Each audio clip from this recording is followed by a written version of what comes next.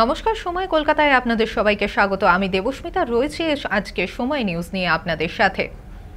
কোনো বড়সড় ধস পাহাড়ি ধস নয়, এবার দুর্যোগের বিপরীতেও পুরসভার দীর্ঘদিনের অবহেলার জেরেই রাস্তার অবস্থা বেহাল। জলপাইগুড়ি পুরসভার 20 নম্বর ওয়ার্ডে 5 নম্বর ঘুমটি থেকে সিংহবাড়ি পর্যন্ত রাস্তার অবস্থা দীর্ঘদিন ধরেই খারাপ।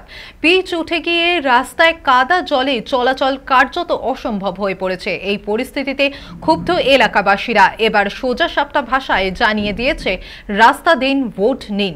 তাদের দাবি, উন্নয়নের প্রতিশ্রুতি মিলেছে অনেক, কিন্তু বাস্তবে কিছুই হয়নি। তাই আর ছেলে ভোলানো কথা নয়, এবার চাই বাস্তবে কাজ। এলাকাবাসীর অভিযোগ, বহুবার জানানো হলেও পৌরসভার পক্ষ থেকে কোনো স্থায়ী পদক্ষেপ নেওয়া হয়নি। বর্ষা এলেই সমস্যা আরও প্রকট হয়, রোগ ব্যাধির ঝুঁকিও বাড়ে। এই পরিস্থিতিতে এলাকার মানুষ ঐক্যবদ্ধ হয়ে আন্দোলনে নেমেছে।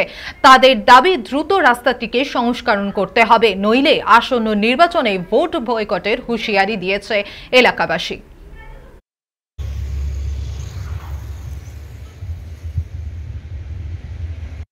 বেহাল দশার জন্য দায়ী কে? প্রশাসন জবাব দাও।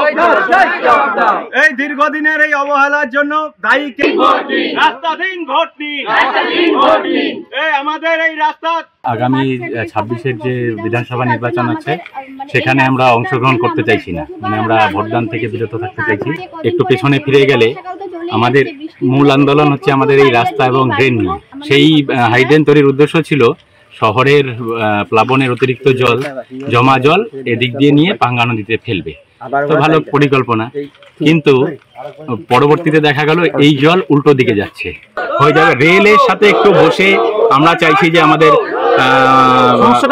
জেলা শাসক মহাশয়া যদি বসেন, পৌরসভা এবং অন্যান্য যারা জনপ্রতিনিধি আছে, আমাদের সাংসদরা তহবিল জোগাড় করে একটু বড় বাজেটের কাজ তো যদি করে দেন তাহলে। জলপাইগুড়ি এলাকায় রাস্তার বেহাল দশা, আর সেখান থেকেই এবার সরাসরি আমাদের প্রতিনিধি রয়েছে সানি রায়। প্রথমেই জেনে নেব যে সানি, হ্যালো। হ্যাঁ সানি, রাস্তার কি অবস্থা? মানুষ কি বলছে, জনগণ কি বলছে? সামনেই 2026-এর ভোট। একদমই। দেখো দেবস্মিতা, তোমাকে জানিয়ে রাখি, 26-এ নির্বাচন যত এগিয়ে আসছে সাধারণ মানুষের মধ্যে কিন্তু ক্ষোভ বিক্ষোভ কিন্তু ফুটে উঠছে।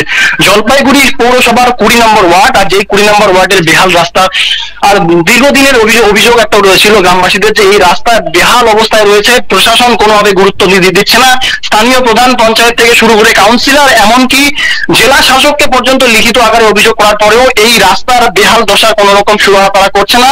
বাধ্য হয়ে আজ তারা কিন্তু একেবারে সকালবেলা 8 থেকে 80 বলা চলে, প্রত্যেকে মিলে কিন্তু তারা একেবারে সেই ভাঙা রাস্তার মাঝেই তারা দাঁড়িয়ে কিন্তু no road no vote slogan তারা তুলছেন এবং রীতিমতো ব্যানার নিয়ে তারা বিক্ষোভ মিছিল করছেন। এবং তাদের যেমন দাবি, 26-এর নির্বাচনের আগে এই রাস্তা যদি সঠিকভাবে যদি রাস্তার সংস্কারের কাজে হাত না লাগায় প্রশাসন, তবে তারা কোনোভাবেই কিন্তু তাদের এবারের যে ভোট, সেই ভোট তারা অর্থাৎ ভোটদান পর্ব থেকে তারা কিন্তু বিরত থাকবে, এমনটাই কিন্তু তারা জানাচ্ছে।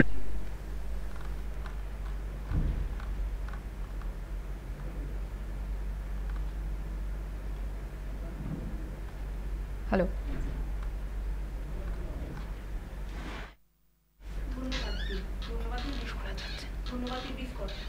আমাদের এই রাস্তা যত দ্রুত সম্ভব রিপেয়ারিং করে দিতে হবে। আমাদের এই ড্রেন রাস্তার দীর্ঘদিন অবহেলার কারণ প্রশাসন জবাব চাই, জবাব দাও। রাস্তার এই বেহাল দশার কারণ কি? জবাব চাই, জবাব দাও। জবাব চাই, জবাব দাও।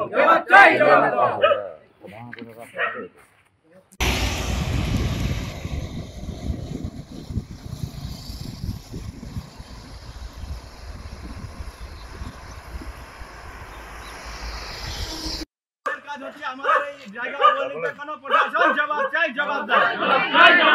রাজনৈতিক দলগুলো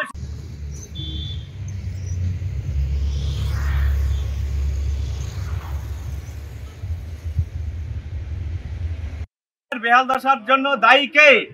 প্রশাসন জবাব দাও। এই দীর্ঘদিনের এই অবহেলার জন্য দায়ী কে? সমস্ত রাজনৈতিক দল জবাব চাই, জবাব দাও।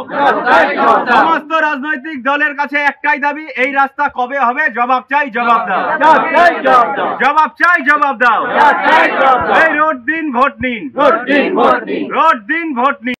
রোড দিন, ভোট নিন। রোড দিন, ভোট নিন। এই রোড দিন ভোট দিন, রাস্তা দিন ভোট দিন। এই আমাদের এই রাস্তা যত দ্রুত সম্ভব রিপেয়ারিং করে দিতে হবে। আমাদের এই ড্রেন রাস্তার দীর্ঘদিন অবহেলার কারণ প্রশাসন জবাব দাও। এই রাস্তার এই বেহাল দশার কারণ কি? জবাব চাই।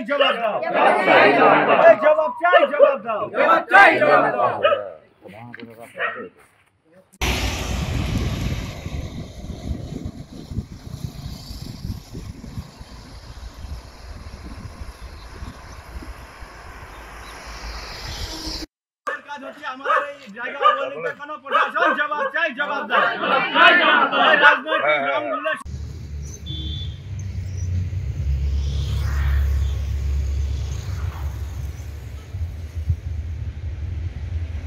বেহাল দশার জন্য দায়ী কে? প্রশাসন জবাব দাও। এই দীর্ঘদিনের এই অবহেলার জন্য দায়ী কে? সমস্ত রাজনৈতিক দল জবাব দাও। সমস্ত রাজনৈতিক দলের কাছে একটাই দাবি, এই রাস্তা কবে হবে? জবাব দাও।